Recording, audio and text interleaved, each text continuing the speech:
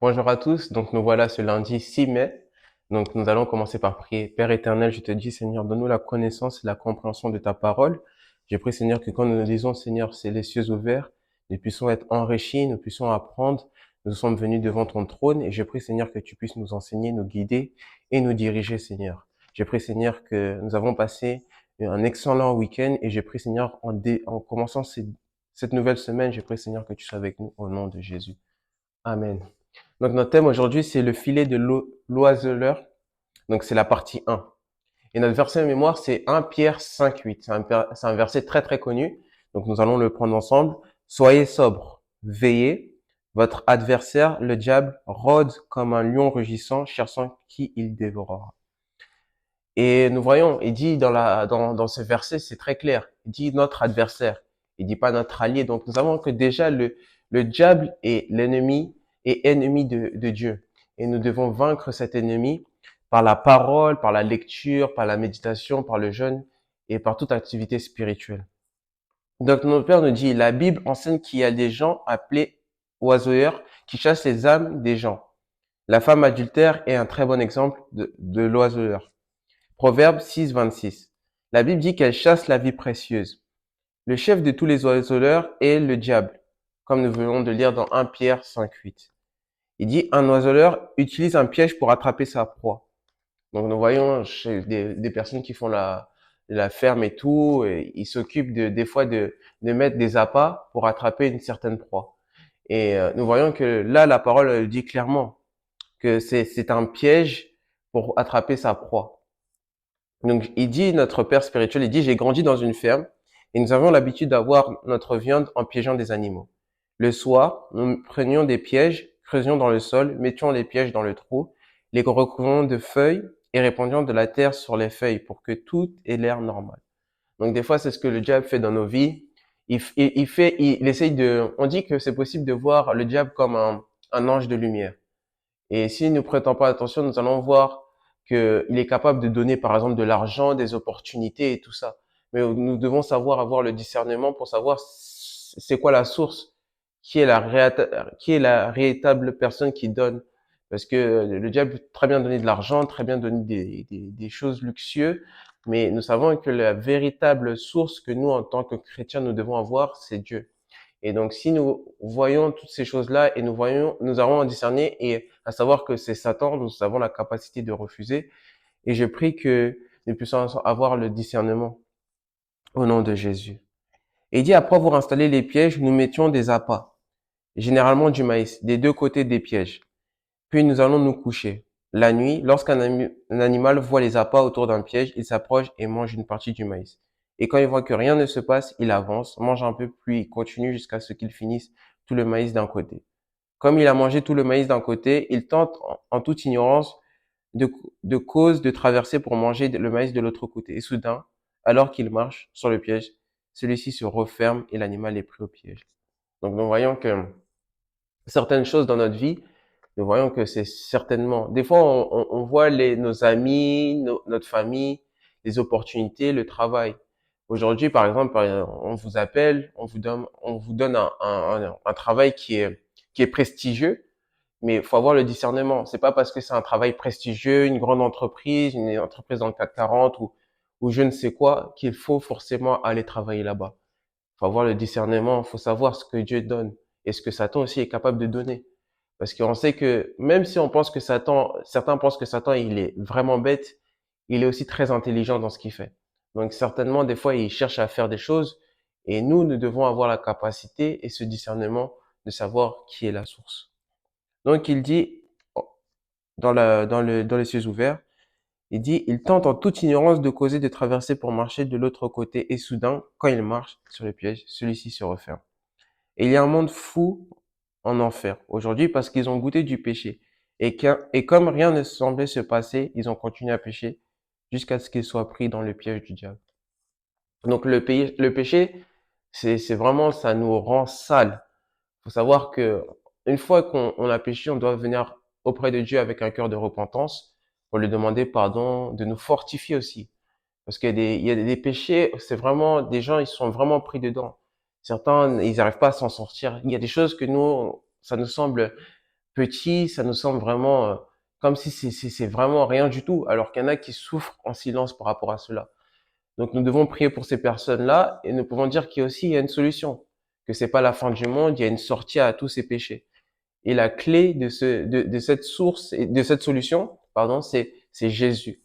Il dit en le nom de Jésus, tout genou fléchit et toute langue confesse que Jésus est Seigneur. Et donc nous devons avoir la capacité d'utiliser le nom de Jésus quand toute chose va bien et quand toute chose ne va pas bien. Et donc, nous avons à savoir que aussi, le piège du diable peut être aussi nos familles, nos amis. Donc, même quand on pense que nos amis sont là juste pour nous soutenir, des fois, la parole dirait que Pierre avait pris, avait de la compassion quand il a appris que Jésus, tout ce qu'il allait faire, quand il allait partir à la croix. Il a dit non, c'est pas possible. Mais Jésus, il a dit, ôte-toi de moi, Satan. Il parlait à l'esprit qui est derrière Pierre. Donc, il faut savoir, il faut pas juste regarder à la personne, tu regardes à son esprit, tu regardes faut discerner, parce que nous on regarde souvent à l'apparence, mais Dieu il regarde le cœur, et nous devons avoir cette marche, nous devons avoir aussi cette intelligence de regarder au cœur de l'homme, parce qu'il y en a qui sont déguisés, qui portent beaucoup de choses, ils sont capables de se couvrir, mais nous devons chercher à connaître c'est qui la véritable personne derrière. Et je prie que ce soit notre cas et qu'on puisse avoir le discernement. Il dit, une légion de jeunes filles de bonne maison et une bonne éducation, à qui on a appris à garder leur virginité, ont mal fini parce qu'elles ont eu des relations sexuelles une fois.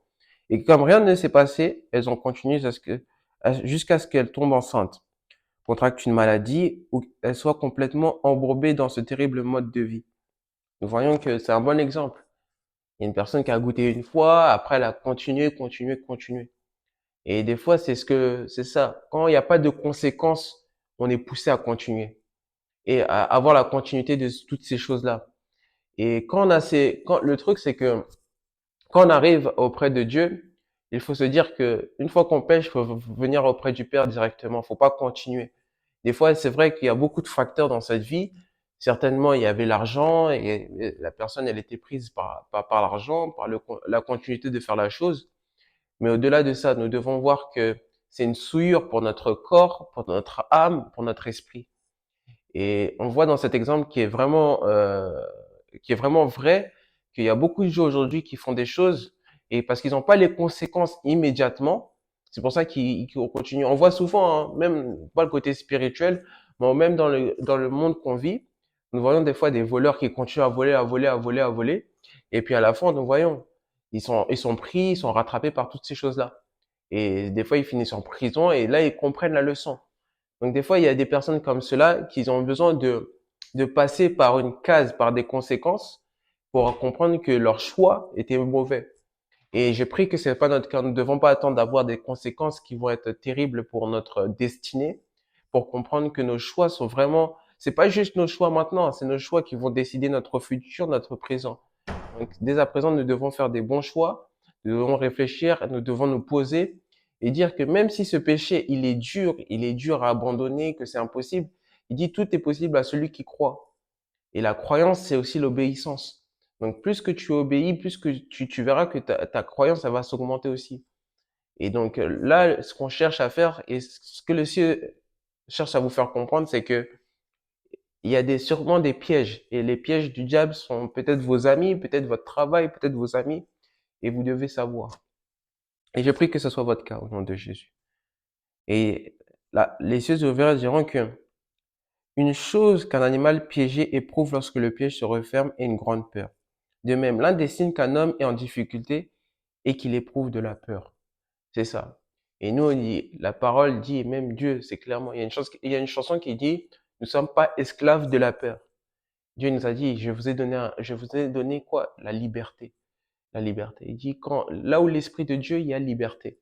Et c'est ce qu'il y a. On ne peut pas être enfermé, nous ne pouvons pas être bloqués. Il dit, je vous ai pas donné un esprit de mesure. Donc, il y a certainement certaines dimensions qui sont atteignables par nous et nous devons avoir cette marche avec Dieu. C'est une marche, c'est un marathon. C'est pas un sprint. Des fois, peut-être on va sûrement peut-être tomber un moment. Peut-être dans votre cas, vous allez avoir des doutes, mais vous devez venir à la source, venir à la parole. Il nous a laissé plein de choses.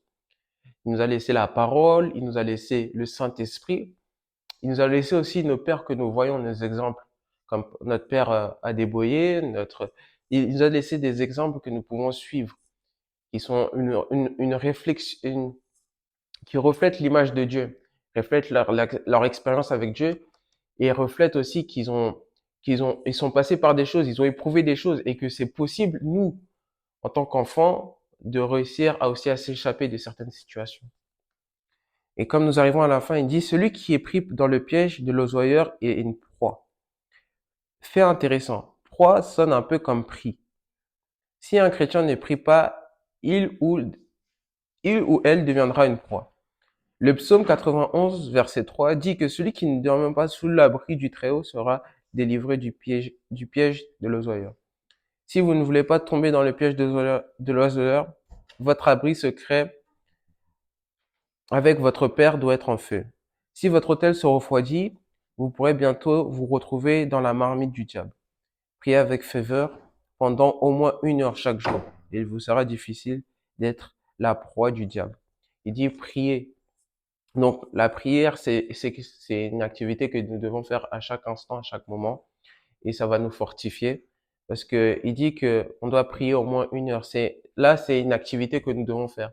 Donc prenez l'habitude. Prier, c'est pas forcément vous devez euh, vous pouvez pas. On peut prier dans notre cœur. On peut prier dans différentes façons. La prière, c'est la communication et la communion avec Dieu qui touche son cœur. Donc vous pouvez chanter. J'ai écouté le docteur Miles Morrow. Il disait que quand on fait la prière, il y a plusieurs étapes. Il vient avec des chants, il vient avec des remerciements. Et étape par étape, nous voyons que Dieu continue à fortifier et il fait des grandes choses. Donc je prie que Dieu continue à vous aider et à nous aider et que nous puissions continuer à marcher avec Dieu. Il dit le point clé, si vous ne priez pas, vous deviendrez la proie du diable et j'ai prié que ce soit pas votre cas au nom de Jésus. Passez une bonne semaine.